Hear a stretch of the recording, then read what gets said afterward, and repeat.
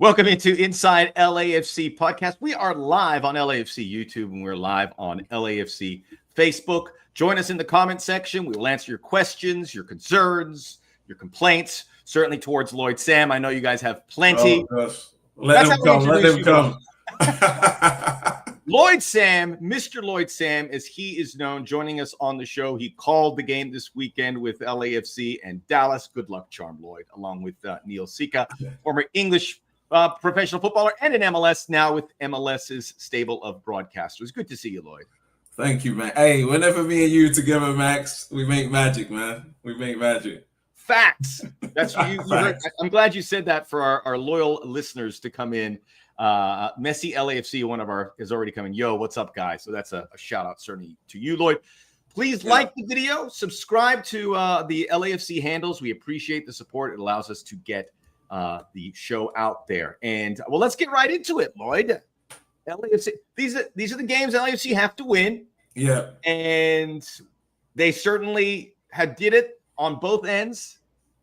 Clean game. I mean, they were up front. They had to kill it off. It wasn't the most entertaining, but you get the clean sheet. Only faced one shot on target, and you get the 2 goals. 3 points.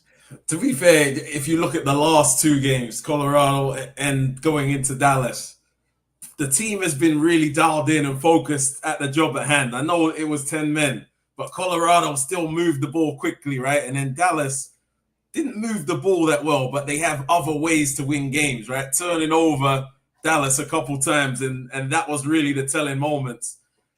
But when you look at it, Dallas didn't really probably pose enough, and Colorado also didn't pose enough. So it's great wins, but you know that this next game is the real challenge that's coming. And we will talk about it. It's a huge week. And a reminder, it is Galaxy Week. So the game coming up on Saturday at BMO Stadium. The game Wednesday at Minnesota is going to be huge as well. So we will talk about that ahead. We'll mention some of the big ticket items. I see some people, Mr. Screech, asking about Aaron Long. We have no update on Aaron yet. I imagine we'll get some information here. But obviously we all saw it as he went down in the 76th minute in the Dallas game. Let's talk about the attack, because I think the big, obviously Denny Bouanga starting to score goals, getting penalties is a big factor. I wanted to talk about the front 3 and Javier Dilrosun, because he's on loan till the 24th of this month. So what is that? We have 10 days. It could go a lot of ways. Maybe LAFC. Interesting deal. It's an interesting deal, right? It's so short. They have relationships with Club America, so maybe there's an extension. It all depends. We have to see. I don't know what's going on behind closed doors, but I thought that was his best game to date. How did you see Javier? Because he's starting these games. I imagine he starts Wednesday as they want to get a bigger look at what he can do. I mean, he did his job on the right. I feel like there's more there. You know, it's one of those ones where you look at Bouanga on the left and you see it. So with so much conviction, he goes, bam, when he goes. Dilrosun, maybe not the same sort of conviction, maybe a bit of a slower build. But funny enough, speaking to Steve Cherundolo recently, he doesn't want the team to go straight to goal too quickly. So maybe he likes that about Dilrosun. I think this is a huge game for him against Minnesota. He's shown well. He's got a goal. He's been involved with it. But has he really been needed? You know, that's the big question in these games against Colorado and Dallas. He's going to be needed against Minnesota. Yes. And if I'm Dilrosun's brother, I would tell him, go on that pitch and look like you're in a trial. He's not looking like he's in a trial right now. That's like he's comfortable. A little bit.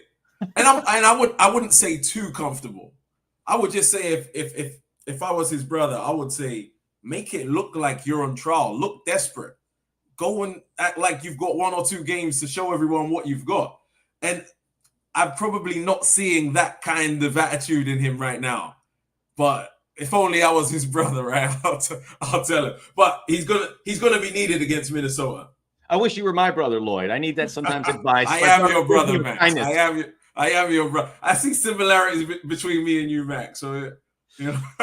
Yes, they say. Who knows? Maybe. Well, I'll check our lineage. I don't know. Maybe. Who knows? Lloyd Sam joining us here on Inside LAFC podcast. From another mother. No. Yeah. I was trying not to go there, but you took it there.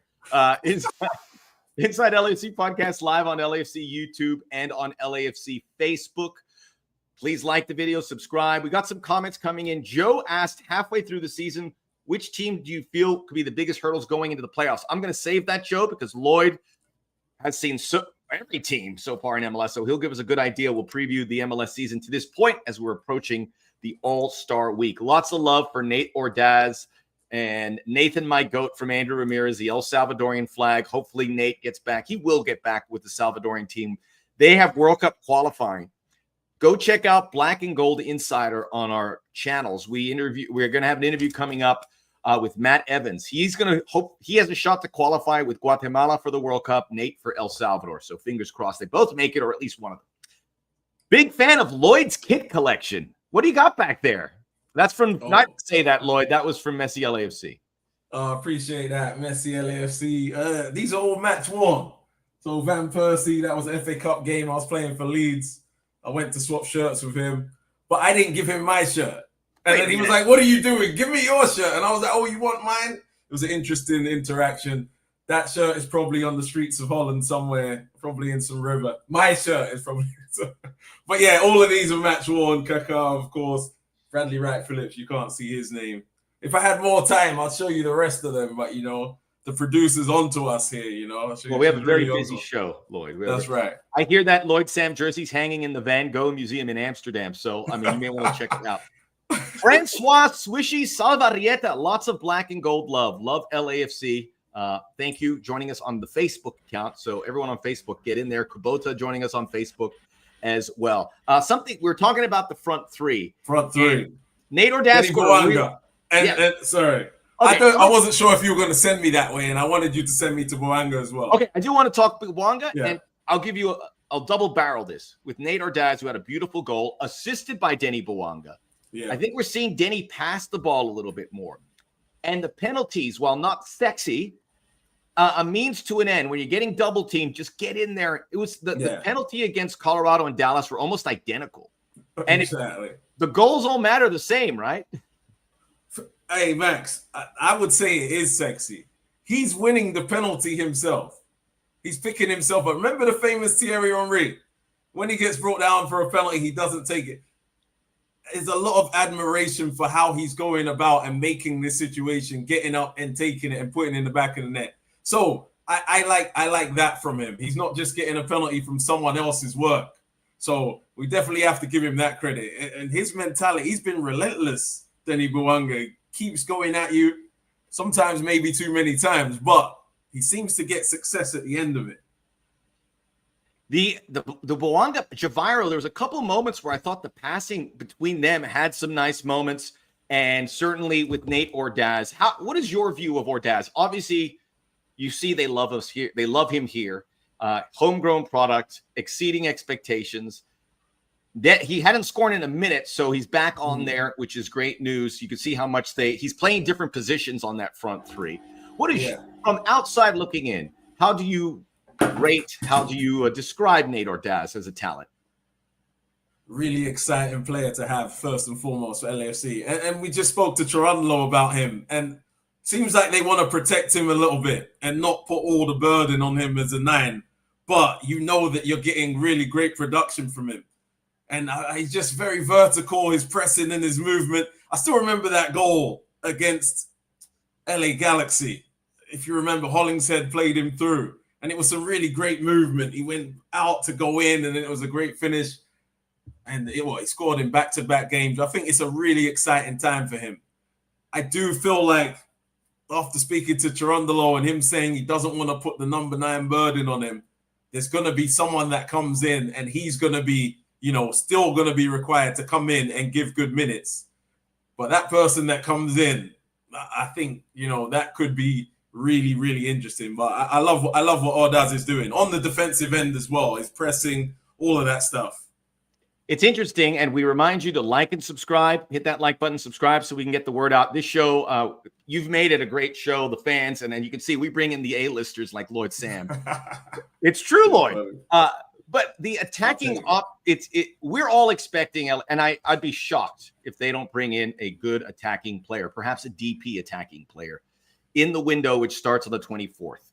in addition to, or if not, with Javiro. What that means to Ordaz, I think you kind of touched on it. He's going to have to collaborate, which I think he's fine with. David Martinez, who I know you like, certainly on the broadcast, you're asking him to come in. He falls in that category too. So these young players, what would be the advice for a guy that you've seen the apple, you've seen the carrot, I should say. You want more playing time, but in all likelihood, everyone's going to have to share it other than Denny Bouanga. So is the question about David Martinez now? Yes, the younger players. But let's the younger players. I'm really excited about David Martinez and the talent. Again, they're trying to slow it down a little bit and say, he's got to get assimilated to LA first and all this. It's a young man.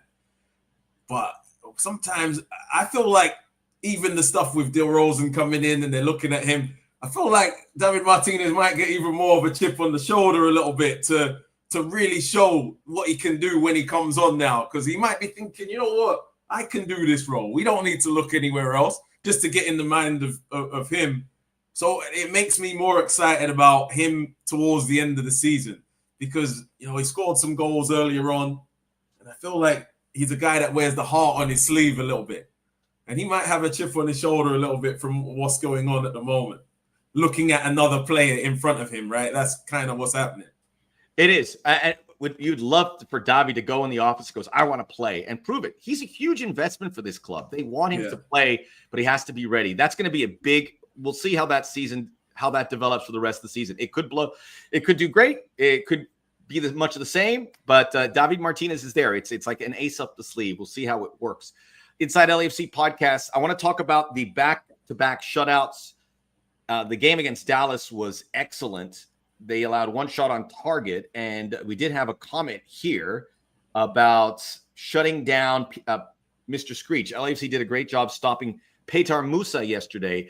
Lucho Acosta coming off the bench, but Dallas just couldn't do it. Hugo Lloris made a save in the second half, and I was like, I want to talk about him because it's so good to have a keeper like that only has to make a save. Maybe a younger keeper wouldn't have the focus, but something tells me Hugo's done this so long, he's super focused, even though he's not that busy. Oh, man, what Hugo brings, and this is just word through the grapevine, just a professionalism and a mentality every single game. And it's not just through the grapevine. We've seen it on the pitch when he's got in arguments with Heung-min Son in the past for maybe Heung-min Son taking a play off. You need these guys that are going to hold others accountable. And he's one of those guys that does that. So whatever he's doing in goal, there's an effect that he's having on everyone just being in that lineup and being in that dressing room. Dakug asked if there was an update on Ryan. We don't have an update on, or I think you meant Aaron. We don't have an update there. So we'll get some information. But he was part about this defensive effort. But it's LAFC defends as a team. And I'm confident they can do that as we have this Minnesota game coming. This is a very telling game, and again, we'll preview it in a moment. But it's that group, and Kosi Tafari coming in, obviously, for Aaron. He's going to be the cover if for some reason Aaron misses any action. Then we have to imagine there is a marketplace for a center back as well, which I think was in the works as is because Marlon moved off after his loan. Yeah. So you need the pieces in place, but man, it's not just the results they're getting. But if you look at the opponent's XG, you look at there was no threat. The Colorado and Dallas, while again, not entertaining games, you knew what was going to happen from halfway through the first half. The drama was out. LAFC were taking care of there was no drama. I don't think LAFC really need the drama. Those games, they just needed routine 6 points, 2 clean sheets. That helps with the confidence in the group.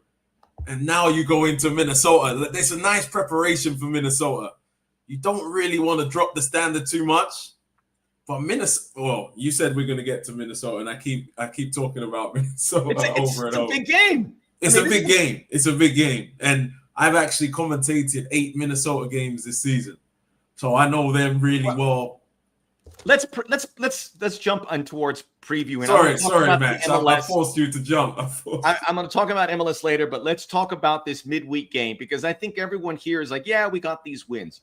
These are wins you're supposed to get, and we get it. It could have gone. They could have dropped some points here, but the fact that they won and they did it so convincingly on both ends of the ball. Very promising. So midweek in Minnesota.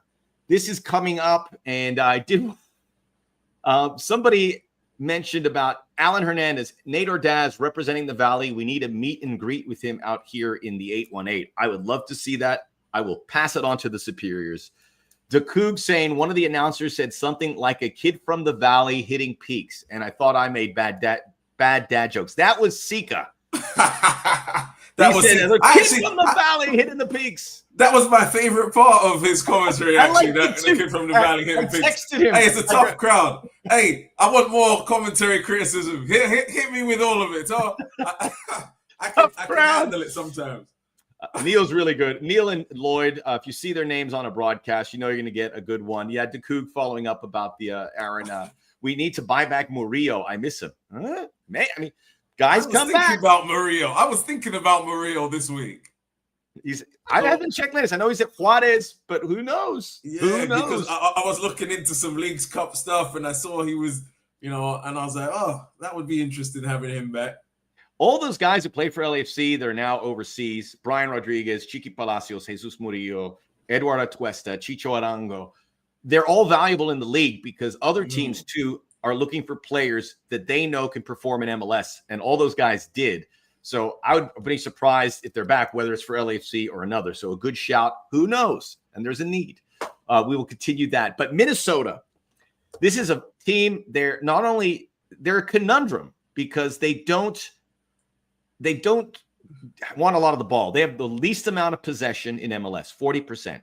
By the way, LAFC's possession starting to grow in the games. They're now in the top 5 in that category. But isn't it nice to watch at times? It's nice to watch. Yeah, they were in the 60 percentile. So that's changing. LAFC are becoming more possession driven. And they're really good because they're not making mistakes, have not allowed a goal on a counterattack. I hit the stat book earlier, Lloyd. Okay, I like that. All of this, to me... Wish you told me this before the game for my prep, but yeah, go on. Crispy asking me we need Adama Diomande back. We'll see. I don't know about that one. Adama, I think, is getting maybe Adama Traore. That would be a nice one to have. Yes, that would be a nice one. But I looked at the stat, and it's a tough place. Minnesota's lost 4 games in 22. They're in the semifinals of the Open Cup. They are looking really good. But I think this is a favorable matchup for LAFC. San Diego didn't make mistakes and possessed a lot, and they went up to their park and won 4-2. So how do you see the matchup? What do you think of Minnesota United as an opponent?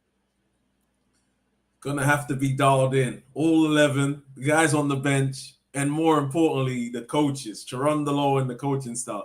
It's a couple days where they're gonna be the most important because they gotta prepare these guys for something that you don't often see. A barrage of long throws. If someone gets fouled at the halfway line, it's coming in the box, and they're gonna ring the box. These aren't easy things to defend because you're not used to this anymore. And one thing Eric Ramsey does well is his players are so well drilled to the tactics.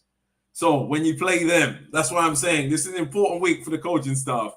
It's getting them ready for what they might face, which is going to be very different. But Minnesota can also play as well. They've got Joaquin Pereira, they've got Robin Lod, Oluwaseyi, Yeboah.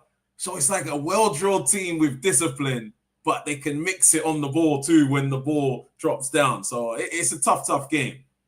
For a team that doesn't touch the ball, 39 goals this season. It's just amazing. They're doing a great job. This is Inside LAFC Podcast. We're live on LAFC YouTube and Facebook. Please like the video, subscribe to the channel. We're joined by Lloyd Sam, head of the Minnesota game. He called the game with LAFC and FC Dallas. Did you say throw-ins? Did you say long throw-ins? Long throw-ins, man. Barrage of long throw-ins. Do you want to hear a crazy stat about Minnesota? Tell me. 5 goals off throw-ins. First in the league. And I've called about 4 of those games. And every time it's like, once again, it's a long throw.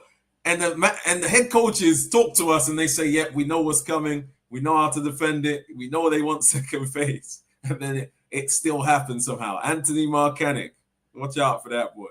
He's got the howitzer. So from what I'm hearing, Minnesota, you can get a result, but you have to be attention, locked in, dialed in. And that's where Hugo comes in handy. But this team with I know you're thinking Galaxy, and they're not going to be thinking Galaxy. this in many ways is a more telling game for LAFC season at Minnesota than Saturday at Galaxy. Don't at me. You can feel free to it. But I think this Minnesota game, if LAFC can get a good result, they're cooking. But they got to be locked in. It's a key what you said, that they don't make many mistakes. Like I see Cherundolo's team pretty well drilled as well. When you look at that midfield three of Delgado, Tillman, and Jesus, they really understand their roles. They're really, they don't really let it slip. They turn up every game in that midfield. So it's actually going to be a great game to watch. You don't have that game? I do not. I have Portland, Real Salt Lake. Okay. So I'll have to watch. I won't be able to watch this game live. So, I'm going to watch it for fun. It's going to be a fun game to watch. I will watch it right after. That is my Saturday evening plans. And the fun is probably not going to be beautiful football. The fun is going to be the tactical battle of how these two teams go about beating each other. How do you watch a game like that? How do you watch a game like that? Yeah, well, how would you enjoy it? Okay, what are you looking for in that tactical matchup? Often I'm studying games, right? So I'm not even watching games. When you watch games, you let it come to you. But when you study, I'm looking at so many things, where guys are and tendencies.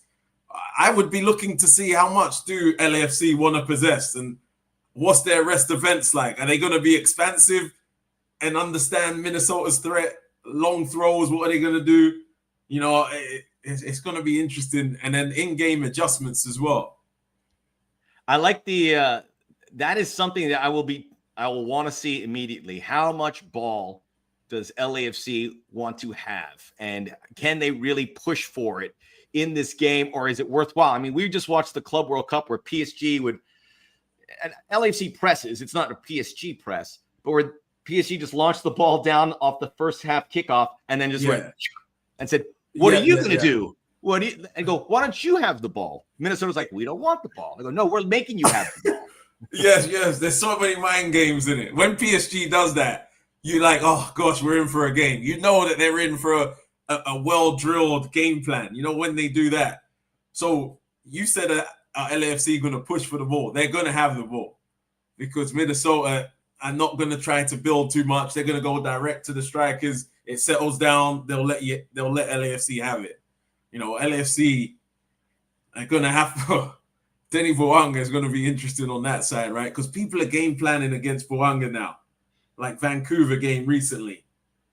That's why Dill Rosen, love to see him go 1v1 down the line sometimes and really cause some problems. Kluba made a game plan against Boanga. There was like double, triple teams all game long. I mean, that just goes to show when you're frustrated. Wouldn't you do that? You would do that as well if you were playing against LAFC. Yeah, you've got to. But then to your point, other people got to find that opening, and Denny's got to identify it. And when that happens, jackpot. We got some good questions. Lloyd Sam joining us here. Sir Crispy always likes to greet everyone. He goes, hello, Mr. Bretos and Mr. Sam. Hello.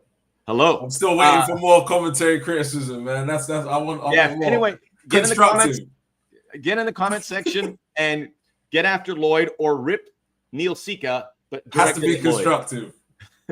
2 back-to-back low-stress wins at BMO. Beautiful LA summer nights. Just what the doctor ordered. Get out to the stadium. I know it's going to be a big turnout Saturday for the Galaxy, but enjoy the summer. Nowhere better to do it than BMO Stadium.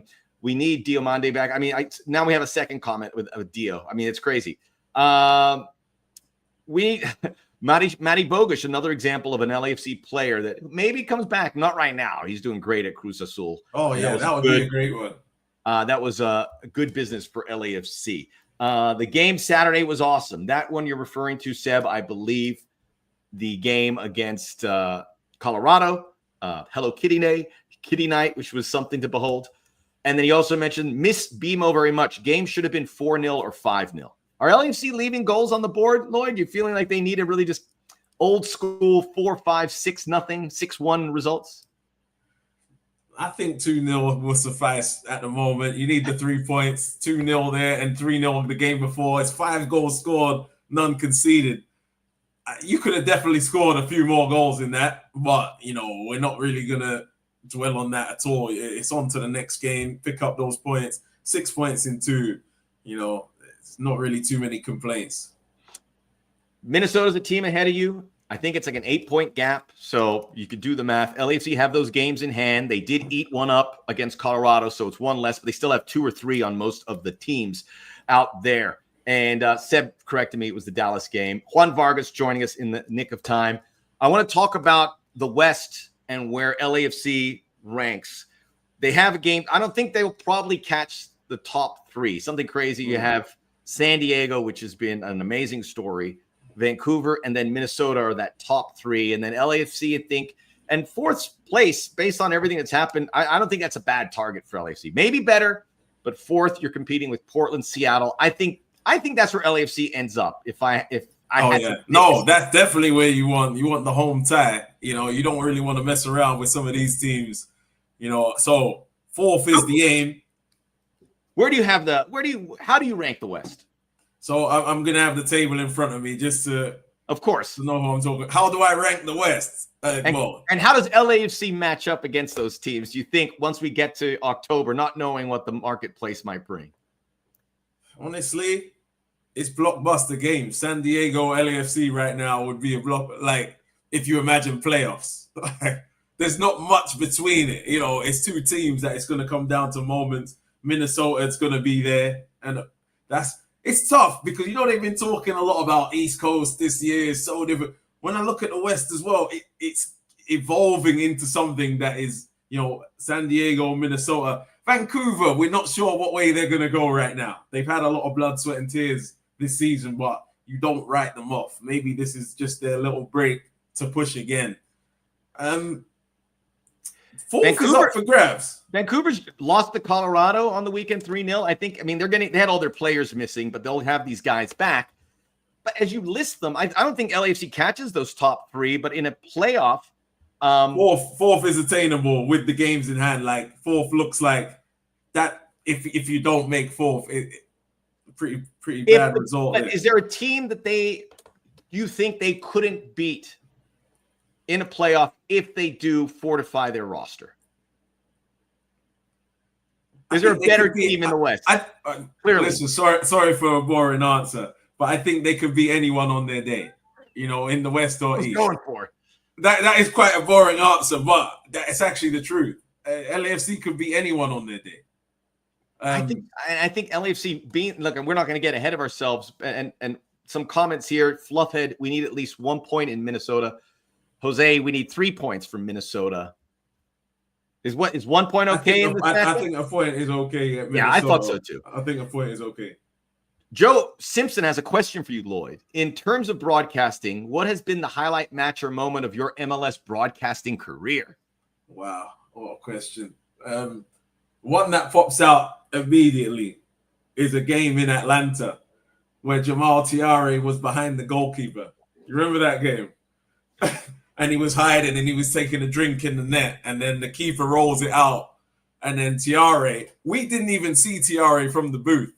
It was 97th minute, so we're just expecting the whistle to blow. And we look up and Tiare puts it in the back of the net. That was quite a memorable moment because that doesn't often happen. And to happen in my game in the very last minute, that was a crazy ending. So that's probably a broadcast memory I remember.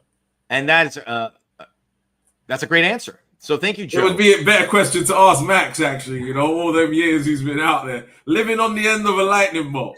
You know, we got to find out from you. I have that copyrighted, so don't even think about it. I'm so sorry, man. I got to ask permission before I say that.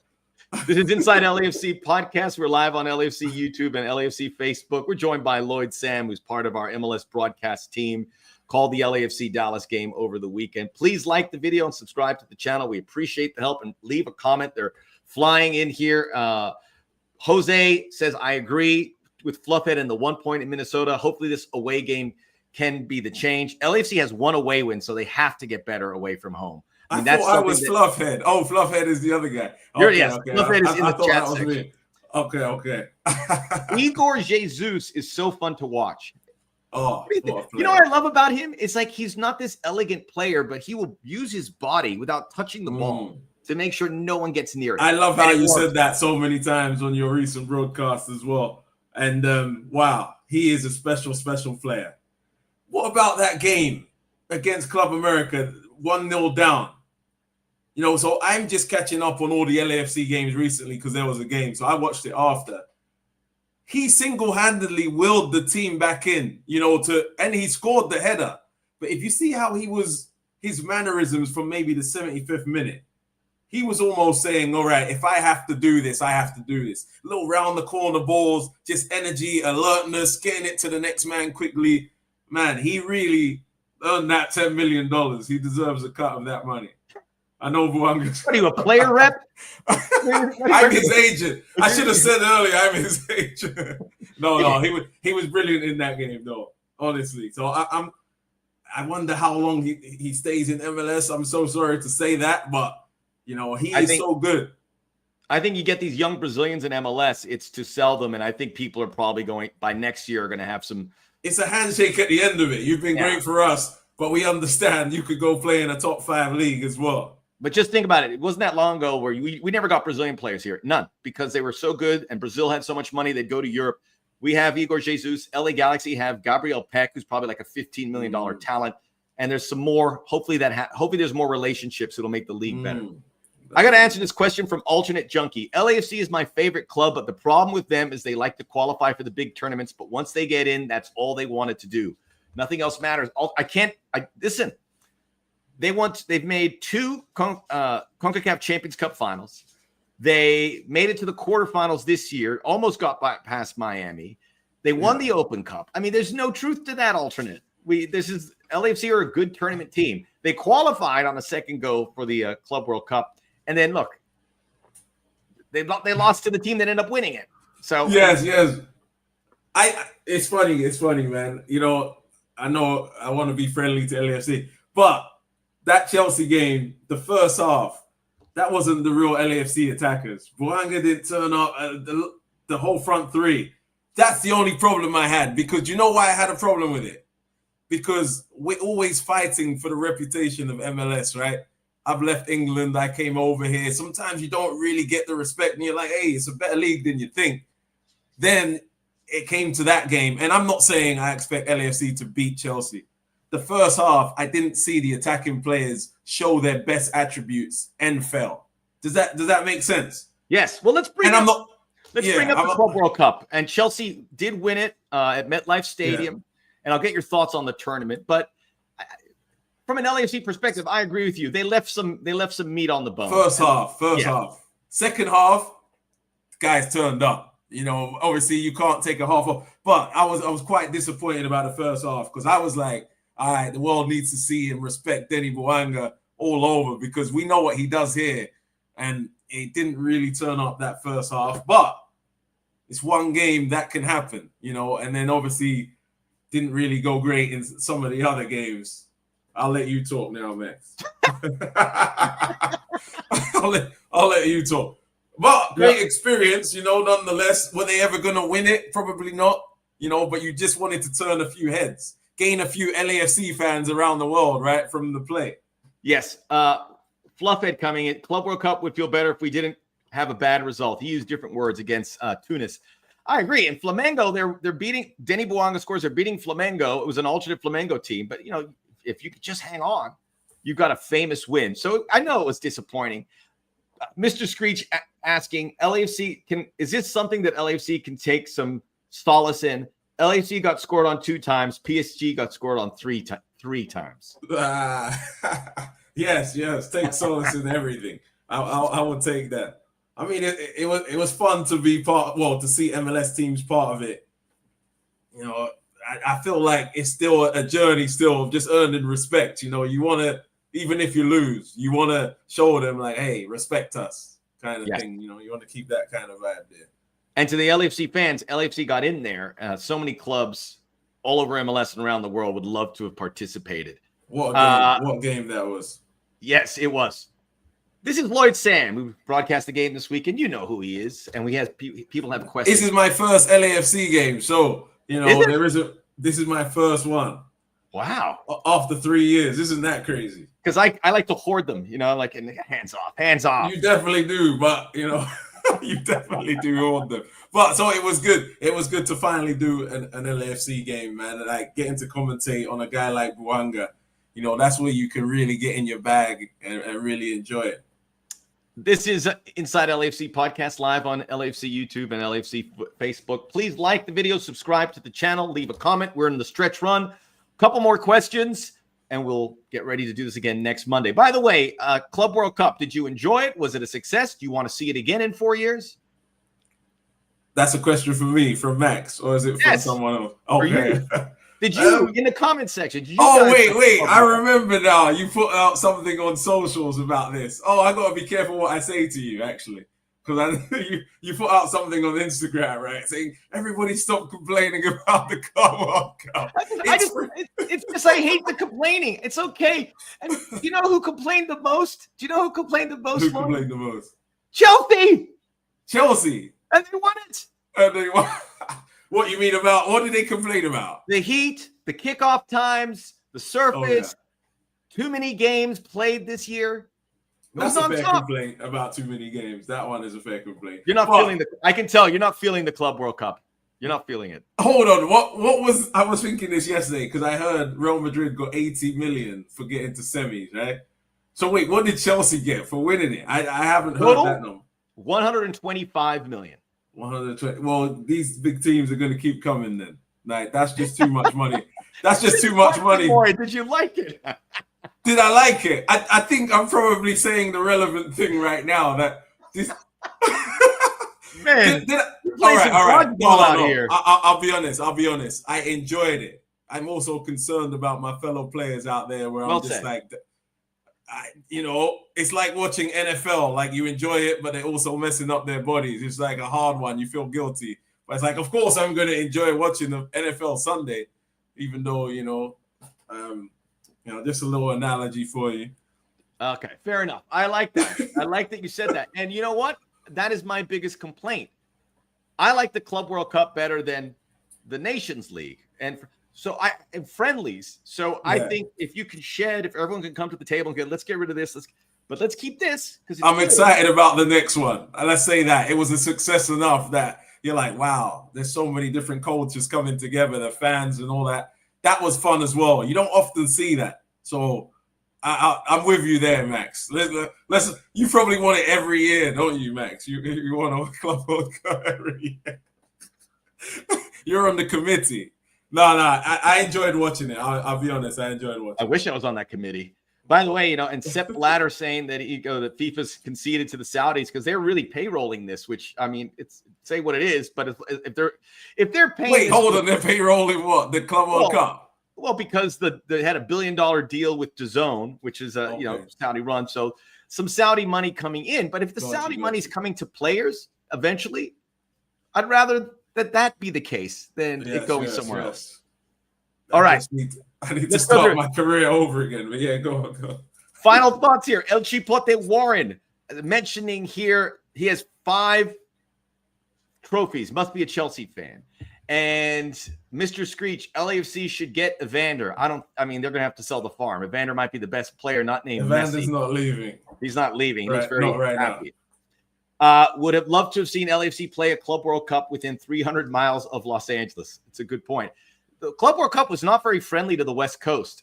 There was no knockout games in Seattle and LA, and based on what I heard, those places drew amongst the best. I heard LA, Philly, and Seattle were the top fan experiences. Okay. But that's just one man's opinion. How about this question? For the next Club World Cup, how can LAFC qualify? Their record in competitions and top 4 finishes in MLS and comp should make them an attractive team for an invite. But how can they qualify? Right now, they have a long way because they have to get back into the Club World Cup. They did that through the Leagues Cup. There's 3 years to do it. But right now, they're behind a bunch of other teams. I actually have to look into all the fine print on how some of these teams have got there. I wasn't sure how some of them got in there, but it was a bit strange the way it was formulated. They have to go through the CONCACAF Champions Cup. So this is what FIFA and all that wanted. They want to empower these tournaments. So the Leagues Cup and MLS can feed CONCACAF Champions Cup, which could feed Club World Cup. And that's the ultimate goal. I think if LAFC wants to get back into the CONCACAF Champions Cup the Club World Cup sooner than later, I think Leagues Cup is their best bet. go after that because they have games at home and you can control it. But there's a lot of ways to make it. You can certainly do well through the MLS Cup playoffs. You can win MLS Cup, but I think Leagues Cup will give you a better chance. So, okay. I think that, it's going to be about these signings that come in. All these things are attainable. We will see. What do you think? Just without mentioning players, this is Inside LAFC podcast. We are live on LAFC YouTube and Facebook. If you haven't liked the video, what are you waiting for? Hit that thumb and subscribe to the channel. You've seen that team, and maybe it's just a depth question. Position-wise, where would you like to see LAFC maybe add something, big or small? I think a 9. I think a 9 you add, but like a pure 9. Big personality 9 as well. That wants the responsibility of scoring goals, that takes it personal, that can't sleep at night if they're not scoring goals. Those kind of 9s that, it means everything to them, but still team players as much as possible. But that's kind of what you need.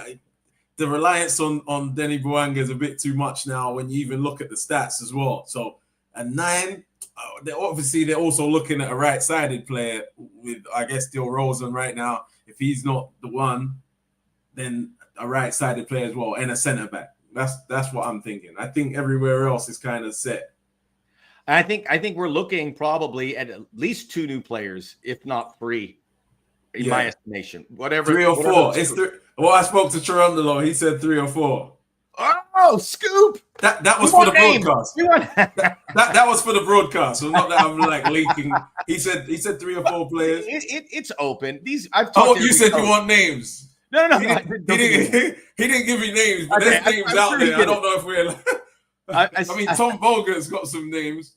I'm sure they have some names. And are we allowed to get into names? No, but if you had names, you could say whatever you want. But I've talked to all the coaches. They don't give me names, but they've all said we're to add 2 players. I keep hearing Gio Reyna is the name I keep seeing. Gio Reyna, look at that. I did see that somewhere. Look, Tom Bogart. Tom Bogart.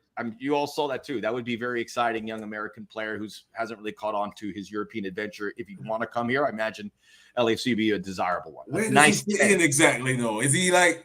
He doesn't fit the profile you mentioned though. He's not a 9. No, he's not a 9, and he's more a 10 in my mind. Yeah. Can he do that 8 work that they have in there with the 3-8? So my question, if that was the guy, I was just wondering where he would play. So does he fit the formation now? Well, the other thing, again, I don't know if this is a legit rumor, but there was mentions of Thomas Mueller, and that also is a guy who wouldn't play in the front 3. Yeah. He would be a passing 8, right? I mean. So is that something? I don't know if that fits the profile, but all I know is it's going to take a lot of due diligence and getting it. You haven't got a lot of time though, but it's going to take. You got to get these ones right. Cherundolo's last year, they understand how important this decision is. Very good, Lloyd Sam, ladies and gentlemen. Let's hear it for Lloyd. I hear the applause through there. Dirk Crispy, after you said they need a personality number 9, he says, "Wow, we really do need Adama Diomande back." Yo, I've heard that 3 times about Odama.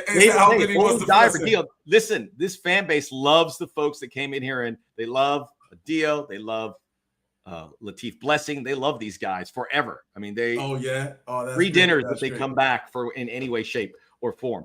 A lot of thoughts about what they're going to bring in, but that'll bring us to an end. Good, solid, juicy show. Lloyd Sam with some humdingers as we expected. LAFC at Minnesota Wednesday. Check it out. MLS Season Pass on Apple TV. LAFC Galaxy Saturday. One question before we go, because I forgot to ask it. Someone mentioned about rotating squads. You had a 2-game week.